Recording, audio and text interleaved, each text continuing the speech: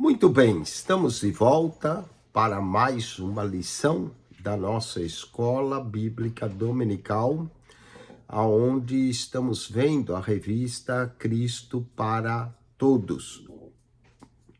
Nesse trimestre, nós estamos estudando a nova identidade que temos em Cristo. Falamos sobre isso na lição da semana passada.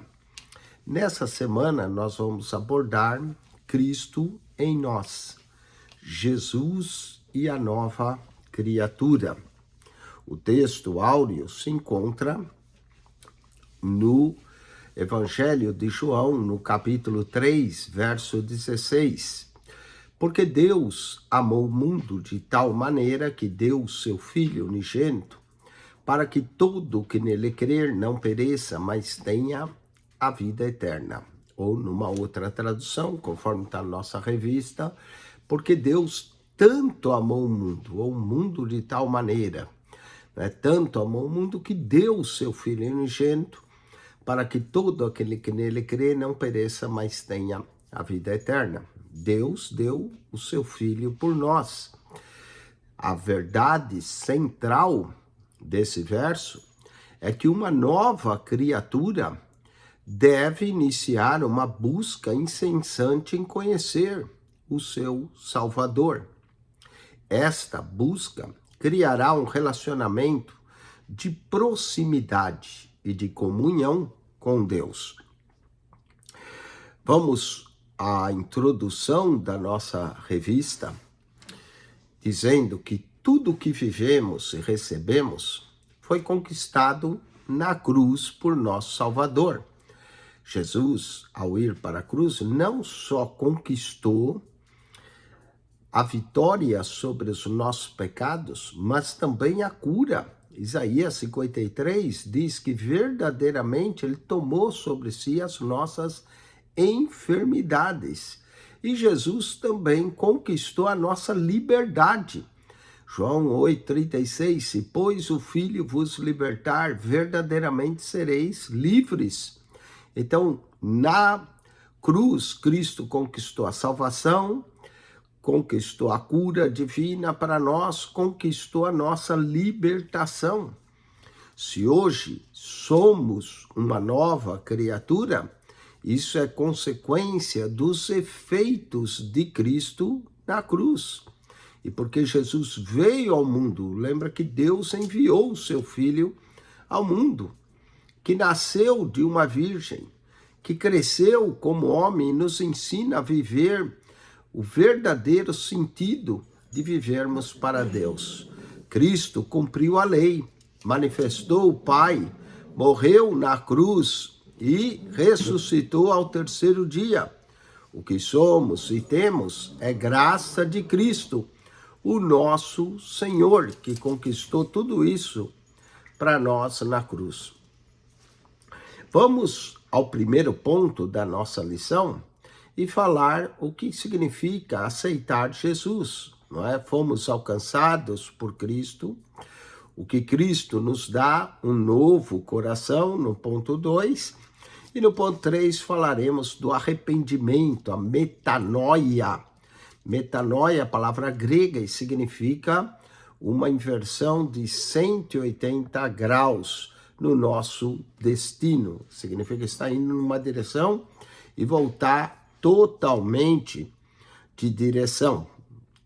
Alcançados por Cristo é o primeiro ponto. O que é aceitar Jesus? Talvez você se lembra o dia em que aceitou a Cristo como Senhor e Salvador. Esse dia nos marca.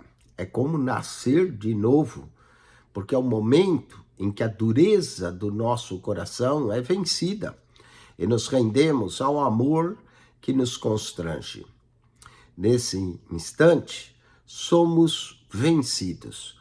Confessamos a Jesus, de acordo com Romanos 10, 9 e 10, que todo aquele que confessar, saber que se com a tua boca confessares ao Senhor Jesus e em teu coração creres que Deus o ressuscitou dos mortos, será salvo.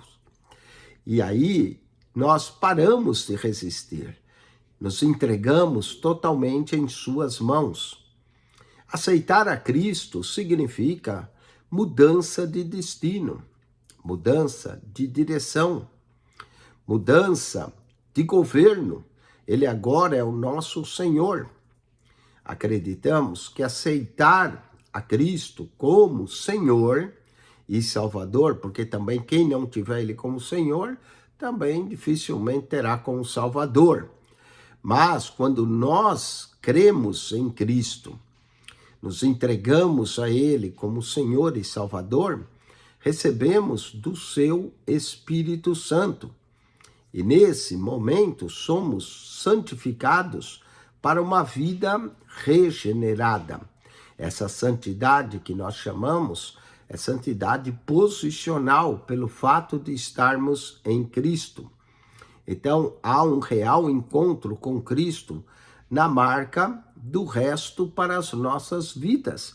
Há uma mudança de vida. E muitos, às vezes, não entendem esse fato e caem no erro de apenas confessar da boca para fora.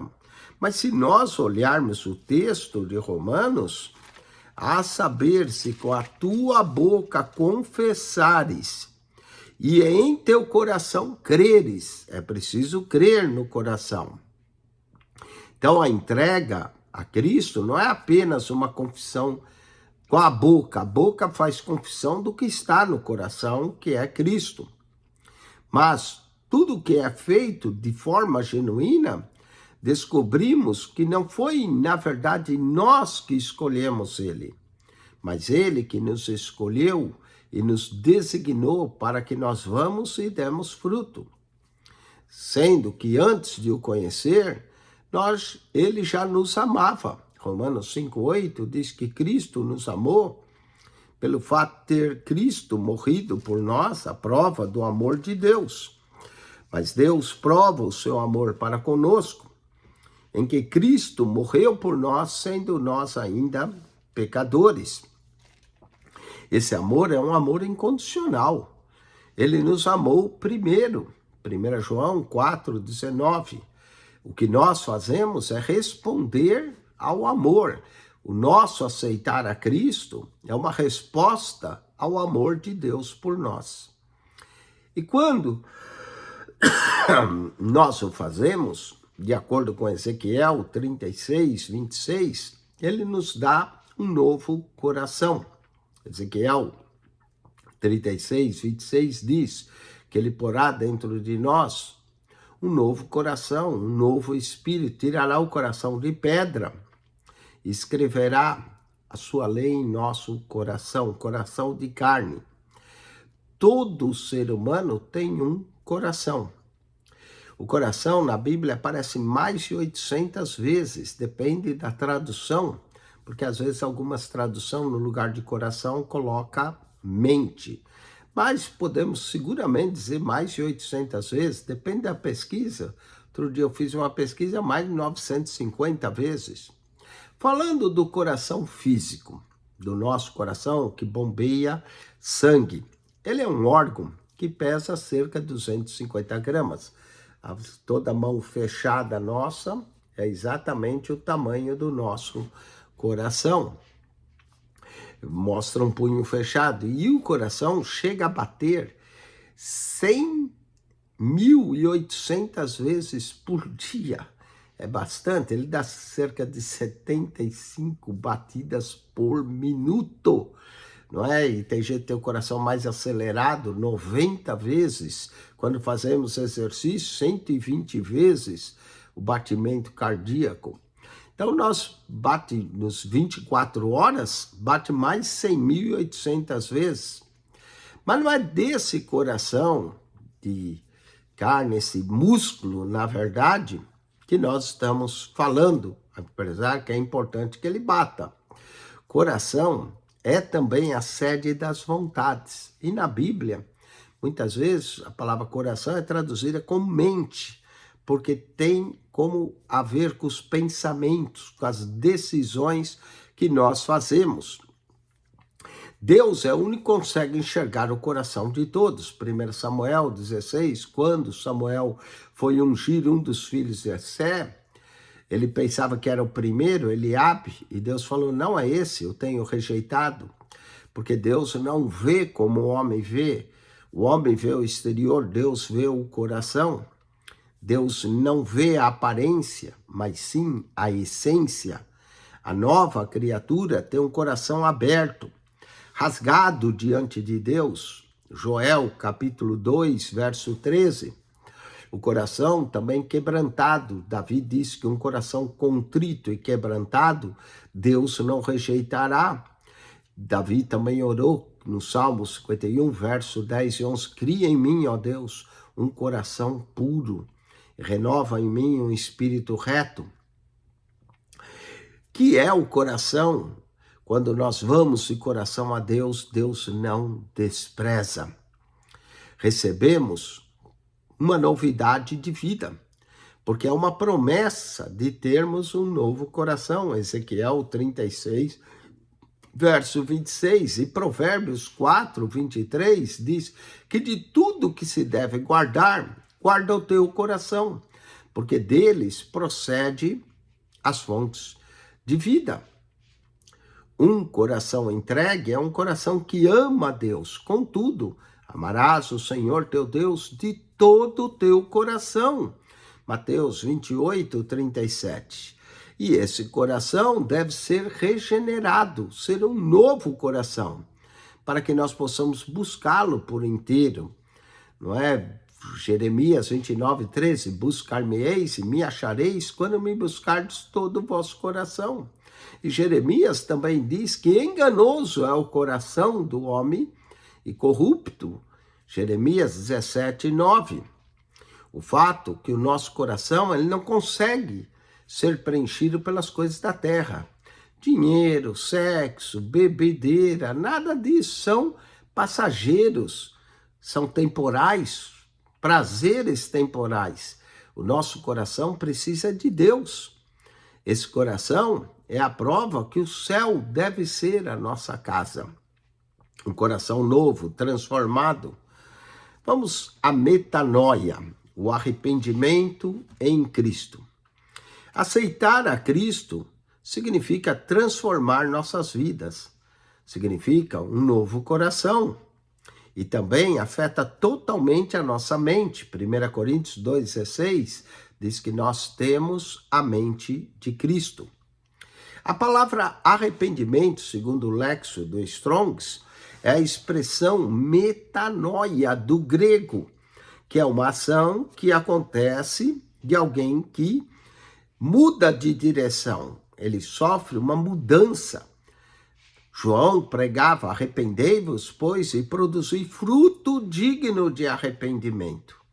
Não confunda remorso com arrependimento. Remorso é sentir-se mal, mas não abandonar aquilo. O arrependimento é mudança, mudança de vida.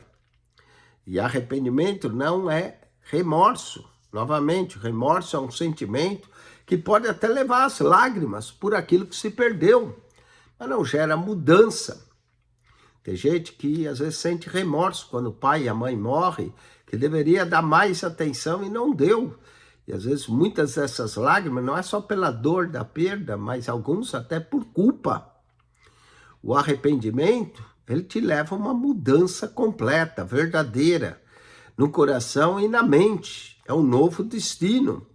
Nos leva ao reconhecimento do estado espiritual que estamos, que é lamentável, como Isaías, quando viu o Senhor, disse, ai de mim, que habito no meio de um povo de lábios impuros, e sou um homem de lábios impuros.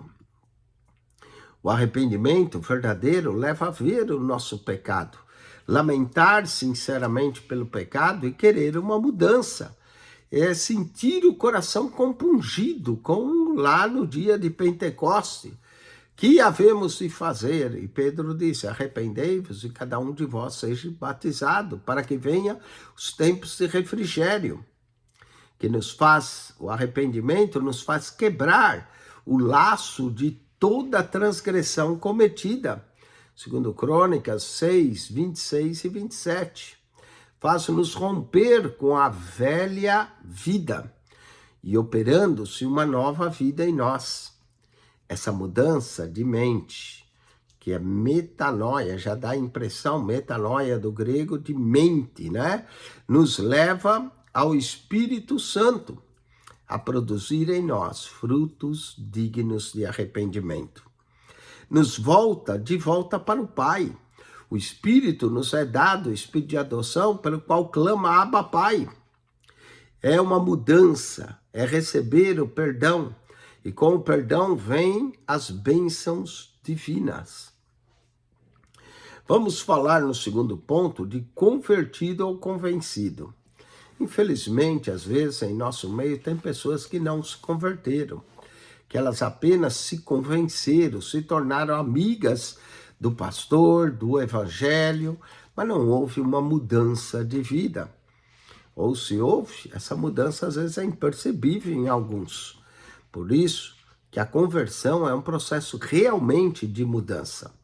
Como Paulo era perseguidor da igreja e teve uma transformação e passou a ser perseguido. O evangelho é simples. Cristo nos transforma pela obra poderosa do Espírito Santo, que quer nos regenerar e nos santificar. Por isso, Espírito Santo, que é o espírito de santificação e também regeneração, faz tudo novo. Como Jesus disse a Nicodemos, quem não nascer da água e do Espírito não pode ver e nem pode entrar no reino de Deus. O que acarreta o arrependimento e a transformação do coração, através da obra do Espírito Santo, muda o nosso caráter para nos tornarmos uma nova criatura.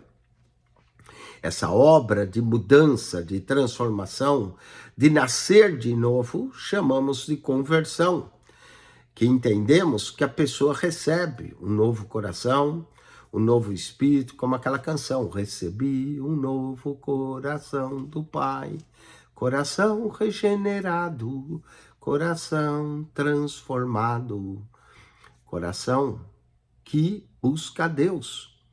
É uma completa entrega a Deus. É submeter os nossos membros a Deus. Ser renovado interiormente, conforme vimos na primeira lição. Assim, se alguém está em Cristo, nova criatura é. As coisas velhas já se passaram.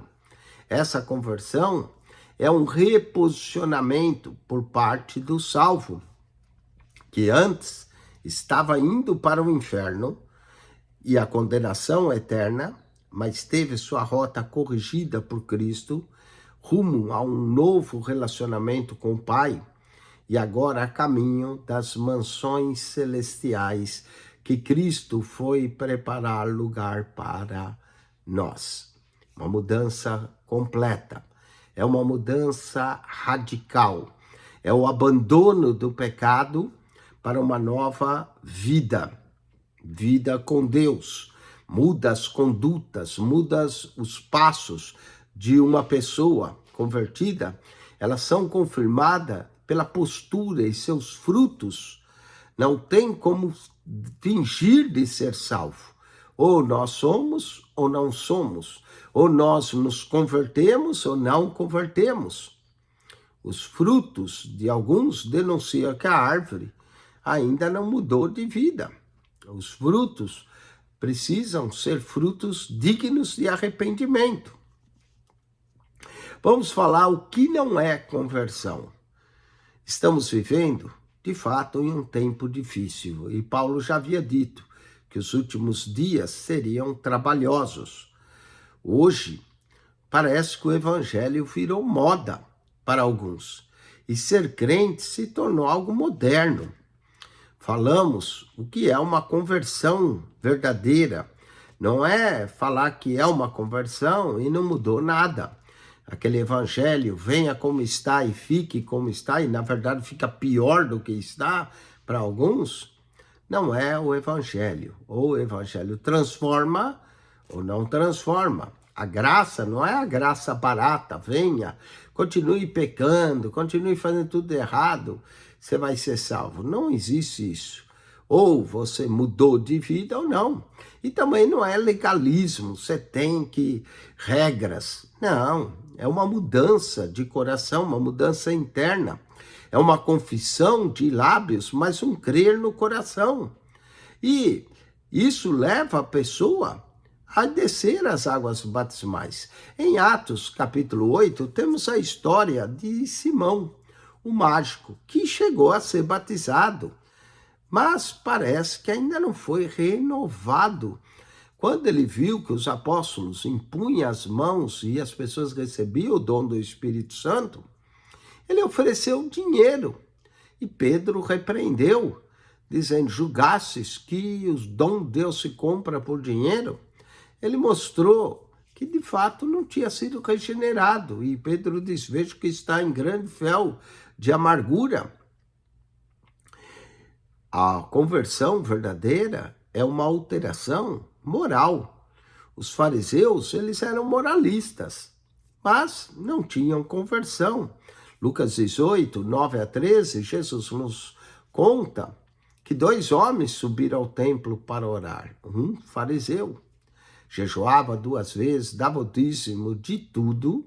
Que belo crente, né? Todo pastor gostaria de ter um assim, que jejua 2 vezes, dá dízimo de tudo.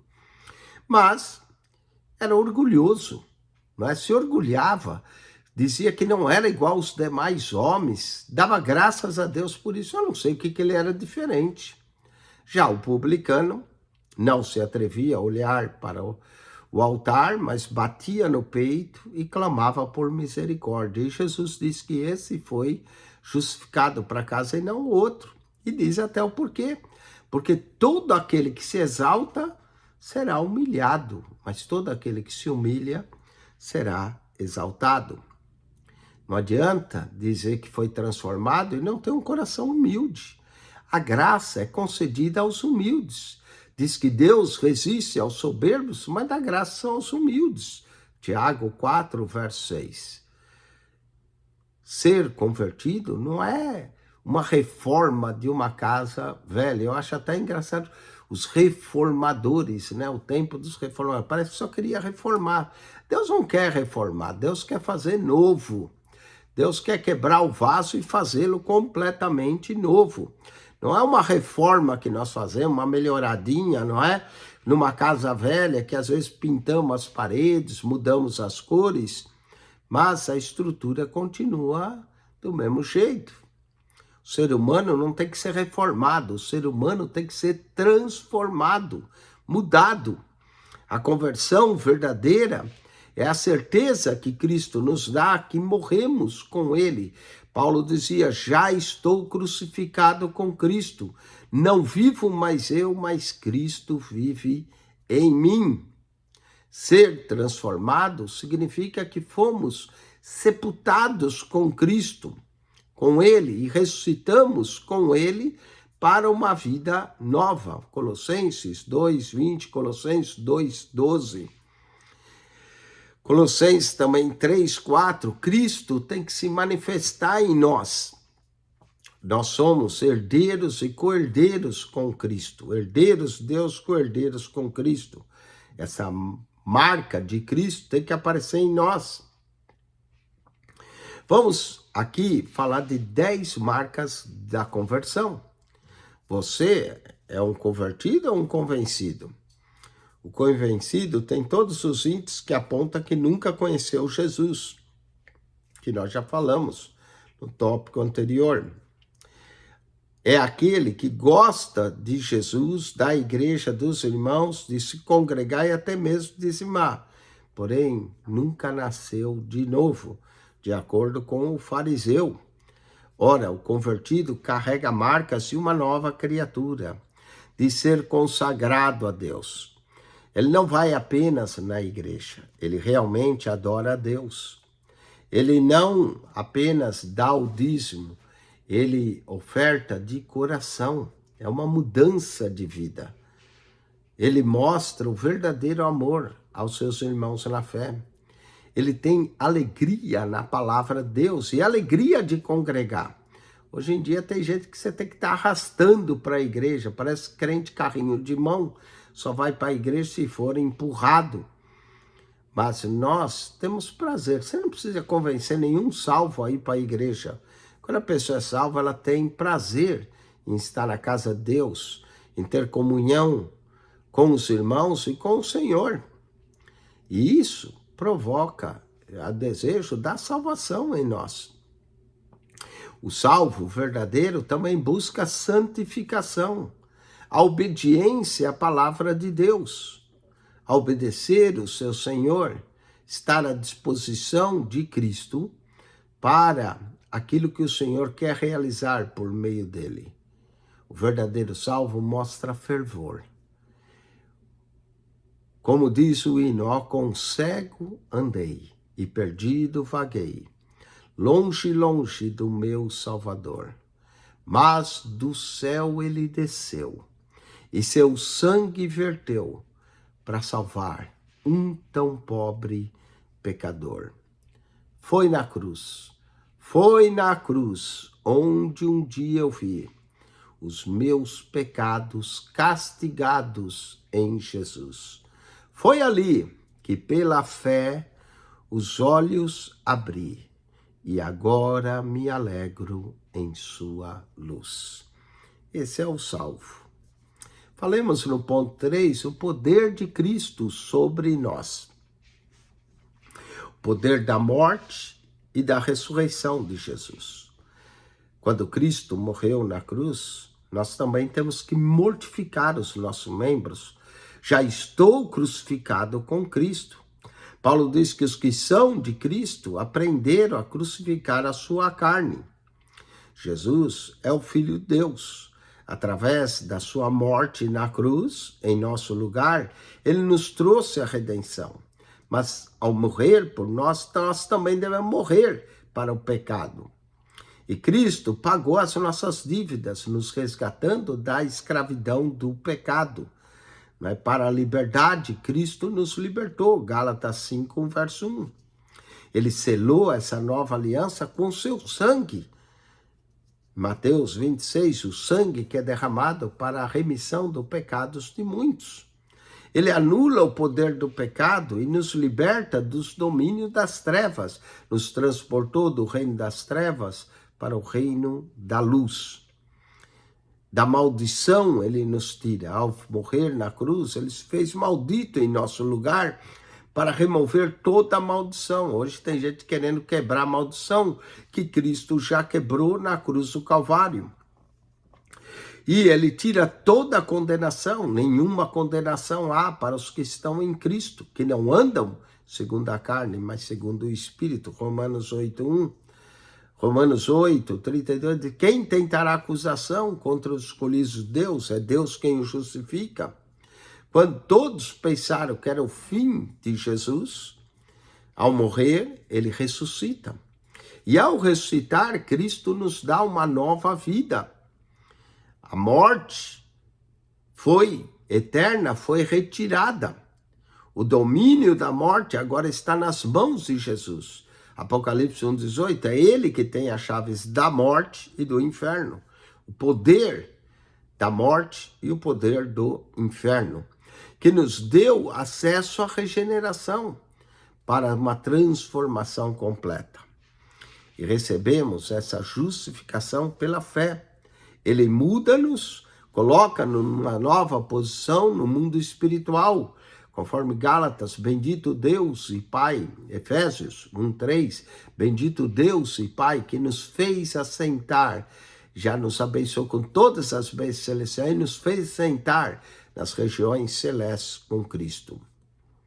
Antes éramos escravos do pecado, agora somos justificados e nenhuma condenação há para os que estão em Cristo, que não andam segundo a carne, mas segundo o Espírito.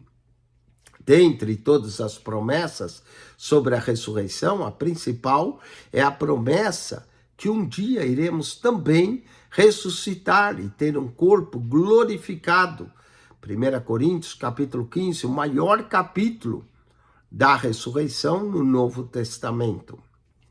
Falemos do poder também do sangue de Jesus. Cristo nos dá o privilégio de experimentar o poder do seu precioso sangue. Pastor, quando é que a gente faz isso? Na ceia, meu irmão. A comunhão que temos no cálice é a comunhão do sangue de Cristo. E o pão que partimos é a comunhão do corpo de Cristo. 1 Coríntios 10:16. Um salvo que não conhece o que a Bíblia diz sobre o sangue de Jesus, não irá compreender a obra completa de Cristo na cruz. O poder que o sangue tem e opera, não é? Nós vencemos, Apocalipse 2:11, pelo sangue de Jesus. As Escrituras deixam claro que sem derramamento de sangue não há remissão de pecados. Romanos capítulo 5 nos fala também do sangue de Jesus. Olha só, Romanos 5:1 diz assim: sendo, pois, justificados pela fé. Romanos 5:9 diz: muito mais agora sendo justificado pelo seu sangue. Ué, pela fé ou é pelo sangue? É pelos dois. Somos salvos pela graça, pela fé, mediante a fé, e pelo sangue de Cristo que pagou pelos nossos pecados. Sem derramamento de sangue não há remissão. Hebreus 9, verso 22. Sem perdão não podíamos nos aproximar de Deus, sermos reconciliados, Efésios 2:13. E sem reconciliação, nós que antes éramos inimigos, Romanos 5:10, porque se nós, sendo inimigos, fomos reconciliados com Deus pela morte de seu Filho, muito mais agora, já estando reconciliados, seremos salvos pela sua vida. A reconciliação que Cristo nos trouxe, o sangue de Jesus é que nos purifica de todo o pecado. Diz: se andarmos na luz, como Ele na luz está, temos comunhão uns com os outros, e o sangue de Jesus nos purifica de todo o pecado. O sangue também nos aproxima, nos dá a paz, Colossenses 1:20, abre um novo e vivo caminho para Deus, Hebreus 10:19-20, nos faz vencedores. Eles o venceram pelo sangue do Cordeiro, Apocalipse 12:11. Sangue poderoso para justificar, para santificar, Hebreus 13:12. Para expiar os nossos pecados, Romanos 3:25.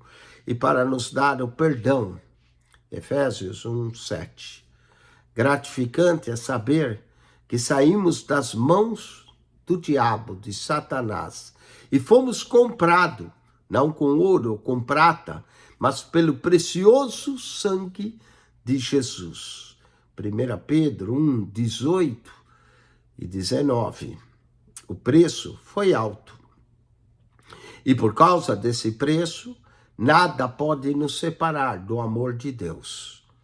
Não há poder, não há força, não há altura nem profundidade que pode nos separar desse sangue de Jesus. Como cantamos, há poder sim no sangue de Jesus. Há poder sim no bom Salvador. Ó, confia no Cristo da cruz. Falemos ainda do poder do nome de Jesus.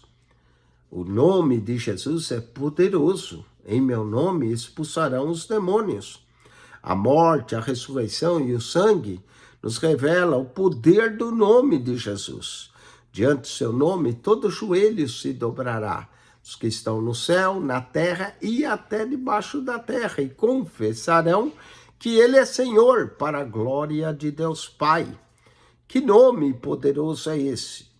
De nenhum outro nome é dado entre os homens pelo qual nós devemos ser salvos.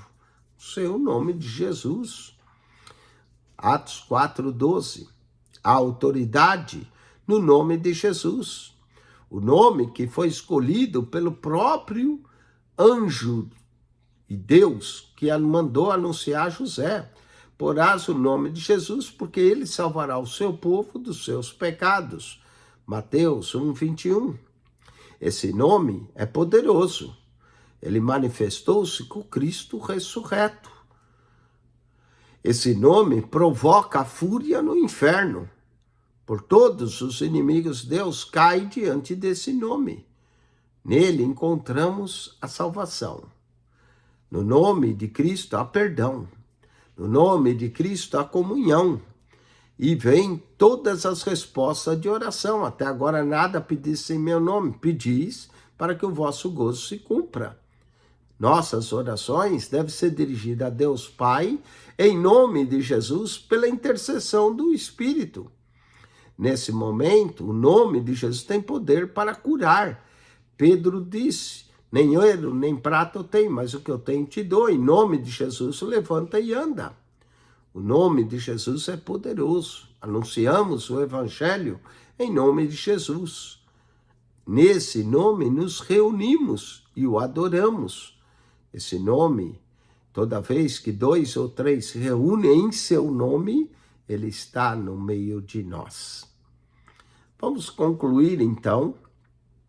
Esse pouco que estudamos não se compara com a grandiosidade das revelações e conhecimento que existe na palavra de Deus sobre Jesus. Jesus é a mensagem central da Bíblia, o Filho de Deus. No Filho de Deus, nós podemos encontrar, sim, se alguém está em Cristo, nova criatura é. Nos tornamos novo. Em Cristo não há só salvação, mas encontramos o amigo. Jesus disse, não vos chamarei mais servo, mas de amigo se fizerdes o que eu vos mando. Jesus é o nosso amigo. Amigo requer intimidade profunda com aquele que é responsável pela nossa vida. Vamos aos exercícios dessa lição preciosa que nós falamos aqui sobre Cristo em nós, Jesus em nós e a nova criatura. Vamos à primeira pergunta. O que é aceitar Jesus? O que significa aceitar Jesus? E a resposta é, aceitar a Cristo, resumidamente, é mudança de destino, mudança de direção e mudança de governo. Isso é uma entrega total, aceitar a Jesus. Segundo, o que é um coração entregue a Deus? Um coração totalmente entregue a Deus é um coração que ama a Deus. Amarás o Senhor teu Deus de todo o teu coração. Se o coração é enganoso, nós só podemos amar a Deus se Ele nos dá esse novo coração. Se Ele nos coloca, de acordo com Romanos 5,5, o amor de Deus é derramado em nossos corações. Um coração que busca ao Senhor. Achareis, buscareis e me achareis quando me buscardes de todo o vosso coração. Terceiro, o que significa a expressão metanoia? Metanoia vem do grego e significa mudança, mudança de destino, mudança de mente, mudança de coração. Vamos à quarta pergunta, o que é a conversão? E a resposta é, conversão é quando Cristo nos transforma pela obra poderosa do Espírito Santo, que é Ele que nos convence do pecado, da justiça e do juízo. E ao nos convencer, Ele agora nos regenera e nos santifica. Isso significa a conversão. É o arrependimento, é a transformação de coração e do caráter para sermos de fato uma nova criatura. Quinta e última pergunta, qual é a última promessa ligada à ressurreição de Cristo? Bom, dentre todas as promessas sobre a ressurreição, a última e principal para a igreja é a promessa de um dia ressuscitarmos e obter um corpo glorificado semelhante ao de Jesus. Leia depois 1 Coríntios. Convém que isso que é mortal se revista de imortalidade. Isso que é corruptível se revista de incorruptibilidade. Essa é a promessa, termos um corpo glorioso. Bom, amados, espero que essa aula tenha tocado profundamente no seu coração e que você assine o nosso canal no YouTube PR Eugênio Piacentini, o canal da Bíblia. PR Eugênio Piacentini, o canal da Bíblia. Entre no canal, clique naquela foto, subscreva. Ao clicar na foto, você vai notar que aparece um menu. Aí você clica no playlist. Ali no playlist você vai encontrar um total de 252 pastas com mais de 7.440 vídeos para você. Entre nas pastas, você pode entrar na pasta dessa lição, a identidade de Cristo, a nova criatura, e aí você encontra a lição 1, 2 agora, semana que vem nós vamos colocar 3, a 4, 5, e você vai encontrar todas as lições da nossa Escola Bíblica Dominical. Não só estamos comentando essa revista, Cristo para Todos, mas comentamos também a revista CPAD, que tem mais de 80 anos que a Casa Publicadora publica as revistas. 85 anos, na verdade. A CPAD, da editora Betel, que é da Conamad. Também comentamos da Central Gospel, estamos estudando tipologia bíblica lá, aprende sobre essa tipologia, e da CADB, onde estamos estudando o profeta Isaías. É o profeta Isaías, profeta messiânico, príncipe dos profetas. Então você pode ter 5 aulas de escola dominical, pode escolher. Não é? Entra lá, aprende, não aprende só essa revista, aprende as demais, não é? Conhecimento não ocupa espaço, e quem ama a Cristo quer cada vez conhecer mais. A vida eterna é essa, que conheçam a Ti como o único Deus verdadeiro e a Jesus Cristo a quem enviastes. PR Eugênio Piacentini. Tem também um comentário toda a Bíblia, você tem que descer todas as pastas, chegar na primeira lá embaixo, vai subindo, né? Vai fazendo scroll, vai até a primeira lá embaixo. Você vai encontrar um comentário em Mateus. Mateus, Marcos, Lucas, João, até o Apocalipse. E de Gênesis a Malaquias. As primeiras 70 pastas do canal Toda a Bíblia Comentada, capítulo por capítulo, verso por verso. PR Eugênio Piacentini, o seu canal da Bíblia. PR Eugênio Piacentini, canal da Bíblia, subscreva, divulgue, fale para aqueles irmãos que gostam de estudar a Bíblia, de conhecer, preencha a sua mente e o seu coração com a palavra de Deus. PR Eugênio Piacentini, o canal da Bíblia. Subscreva.